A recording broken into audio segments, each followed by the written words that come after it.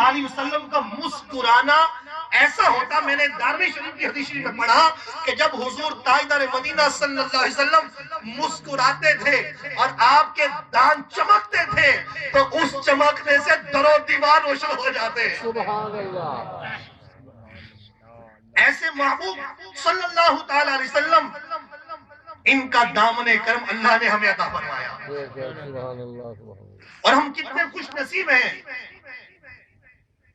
کہ ان محبوب آقا صلی اللہ تعالی علیہ وآلہ وسلم کا ذکر کر کے خود عزت و بلندیاں حاصل کر رہے ہیں. تو میرے پیارے پیارے اسلامی بھائیوں، یہ وہ محبوب صلی اللہ علیہ وسلم ہیں کہ جو سائل آتا خالی نہ جاتا، مشکل والا آتا اس کی مشکل کشائی کی جاتی.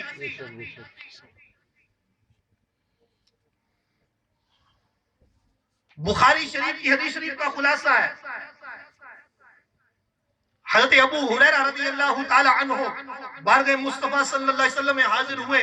عرض کرتے ہیں یا رسول اللہ صلی اللہ تعالی علیہ وسلم، میں نے آپ سے کثیر احادیث مبارکہ سن لی ہیں لیکن میرا حافظہ اتنا قوی نہیں ہے. حضور تاجدار مدینہ صلی اللہ علیہ وسلم نے جب ابو ہریرہ رضی اللہ عنہ کی یہ گفتگو سنی، یہ نہیں فرمایا ابو ہریرہ یہ کیا کہہ رہے ہو اور کس سے مانگ رہے ہو، کیا سوال کر رہے ہو. فرماتے ہیں حضور تاجدار مدینہ صلی اللہ علیہ وسلم ارشاد فرمایا ابو ہریرہ اپنی چادر پھیلاؤ. فرماتے ہیں میں نے چادر پھیلائی اور حضور تاجدار مدینہ صلی اللہ علیہ وسلم نے کچھ عطا کیا اور فرمایا اس کو سینے سے لگا لو. میں نے وہ چادر اٹھائی، سینے سے لگا لی، اس کے بعد میرا حافظہ کمزور نہیں ہوا. سبحان اللہ. یہ ہے عطا، یہ ہے کرم کی بارشیں، جود و سخا کہ میرے آقا صلی اللہ علیہ وسلم کی بارگاہ میں جو آیا، جس نے مانگا وہ خالی نہیں گیا. ایک عرابی آیا، اس نے اپنی آستین میں کچھ چھپایا ہوا تھا اور آستین آگے سے بند کی ہوئی تھی. کہنے لگا اگر آپ اللہ کے رسول صلی اللہ علیہ وسلم ہیں تو اگر یہ بتا دیں کہ میری آستین میں کیا ہے تو میں ایمان لے آؤں گا. سبحان اللہ. میرے آقا علیہ الصلوۃ والسلام نے ارشاد فرمایا کہ میں صرف یہی بتا دوں کہ جہاں سے تم چلے تھے وہ سارا بتا دوں. وہ عربی اس وقت ایک جنگل سے آ رہا تھا اور کبوتری کے بچے اس نے پکڑے ہوئے تھے اور وہاں اس نے ان کو تنگ کیا، وہ اٹھائے اور میرے آقا علیہ الصلوۃ والسلام نے ساری داستان بتائی کہ تم ایسے چلے، کبوتری کے بچے تم نے وہاں سے اٹھائے، اس وقت تمہاری آستین میں وہی کبوتری کے بچے ہیں. اسی وقت اس عرابی نے کہا کہ آقا ابھی کلمہ پڑھائی اور مسلمان کر لیجیے. نبی کا معنی ہوتا ہی ہے غیب کی خبر دینے والا. ہم لغت کی کتاب میں اٹھائیں تو اس میں یہی معنی لکھا ہے کہ نبی کا معنی ہے غیب کی خبر دینے والا. تو حضور تاجدار مدینہ صلی اللہ علیہ وسلم نے اس عرابی کا جب سے وہ چلا تھا پہنچنے تک سارا ماجرا بیان فرما دیا. اے میرے پیارے پیارے اسلامی بھائیوں، یہ وہ پیارے حبیب صلی اللہ تعالی علیہ وسلم ہیں، ان کی تعظیم و توقیر کرنے کا حکم اللہ تعالی عز و جل نے دیا ہے. اگر زندگی میں کبھی بھی کوئی ہم ان کی شخصیت یعنی ان کی ذات پر بولنے لگے تو سوچیں کہ میری زبان سے کوئی جملہ ایسا ادا نہ ہو جائے کہ ساری زندگی میری برباد ہو جائے. کیونکہ یہ وہ محبوب صلی اللہ تعالی علیہ وسلم ہے، ان کے بارے میں بڑا سوچ سمجھ کے بات کرنی ہے. خصائص الکبریٰ میں ایک تاجر کا واقعہ لکھا ہے کہ ایک تاجر اپنا مال لے کر مکہ میں آیا اور اس نے اپنا مال ابو جہل کو فروخت کر دیا. ابو جہل نے رقم دینے سے انکار کر دیا اور پسو پیش کی کہ اچھا ایسے ویسے. تو وہ تاجر بڑا پریشان ہوا. یہاں پہ کثیر تعداد تاجروں کی ہے. اب وہ بہت پریشان تھا کہ ظاہر ہے جو آدمی مال لے کے دوسرے شہر جائے، مال فروخت ہو جائے، رقم نہ ملے، پریشانی تو ہوتی ہے آدمی کو۔ اب وہ قریش مکہ میں کچھ لوگ بیٹھے ہوئے تھے، ان کے پاس آیا اور کہا کہ اس طرح سے میں مال لے کر آیا تھا اور وہ ابو جہل جو ہے نامی آدمی ہے، اس نے میرا مال لے لیا، اب رقم نہیں دیتا، بتائیے اس کا حل کیا ہے؟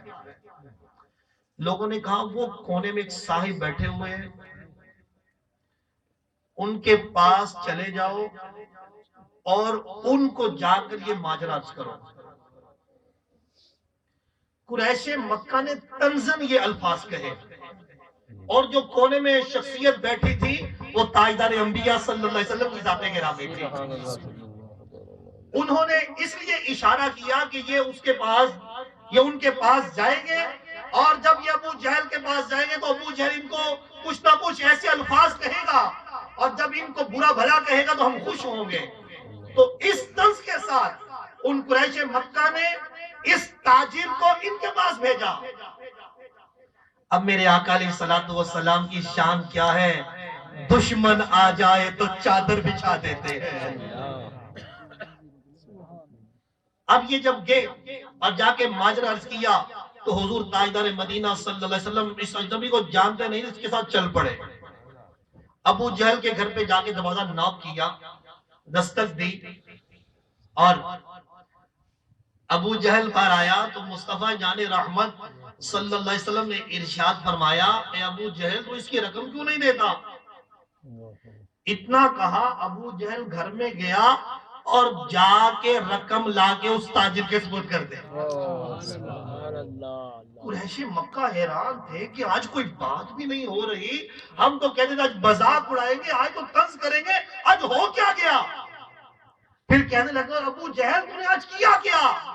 تو کہنے لگا بات یہ تھی کہ جب یہ محبوب صلی اللہ علیہ وسلم میرے گھر پر آئے تو ان کے ساتھ میں کیا دیکھتا ہوں، ایک جو پیکر اونٹ تھا اور اس کی شکل بڑی ڈنونی تھی، اگر میں رقم نہ دیتا تو ایسا تھا کہ جیسے وہ مجھے نکل ہی جاتا، اس لیے میں نے خوف کے مارے وہ رقم لٹا دی۔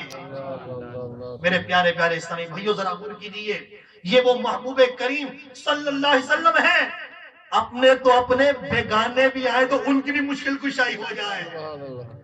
کیوں کہ ان کے در سے کوئی خالی جاتا نہیں ہے، ان کی یہ شان ہے۔ میرے اعلیٰ حضرت نے کہا ہے ان کی شان میں کہ آپ صلی اللہ علیہ وسلم نے کبھی لا نہیں کہا، یہ ان کی شان و عظمت ہے۔ اور پھر دیکھیے اس تاجر کو میرے آقا علیہ الصلوۃ والسلام کی بارگاہ سے کیسی برکتیں حاصل ہوئی، لیکن ابو جہل پھر ابو جہل ہی رہا، اور آخر دم تک یہی کہتا رہا کہ یہ محبوب یہ کوئی لگتا ہے جادو ہے، ان کی بات کو ماننا نہ، عمل کی طرف آنا نہ۔ تو پتا چلا کہ انبیاء کرام علیہ السلام کی بے ادبی کرنا یہ کفار کا طریقہ ہے۔ جو ایمان والے ہیں، جو محبت والے ہیں، وہ اپنے محبوب کی تعریفیں چن چن کے بیان کرتے ہیں۔ اللہ تعالیٰ نے قرآن مجید میں اپنے محبوب کی شانیں کس طرح سے بیان فرمائی، کہیں فرمایا یاسین، کہیں فرمایا والضحیٰ واللیل اذا سجا، کہیں پہ انا اعطیناک الکوثر، پوری سورہ کوثر نازل کر دی، کہیں پہ طٰہٰ، کہیں پہ کسی انداز میں پکارا، کہیں پہ کسی انداز میں پکارا، اور یہ سکھایا ہمیں جا رہا ہے کہ جب محبوب کو پکارو تو اس انداز میں پکارو، یا رسول اللہ کہہ کر، یا حبیب اللہ کہہ کر۔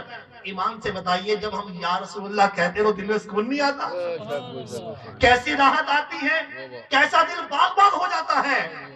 تو یہ محبت رسول صلی اللہ علیہ وسلم کی علامت ہے کہ جب ہم ذکر رسول صلی اللہ علیہ وسلم سنتے ہیں ہمارا ایمان روشن ہو جاتا ہے۔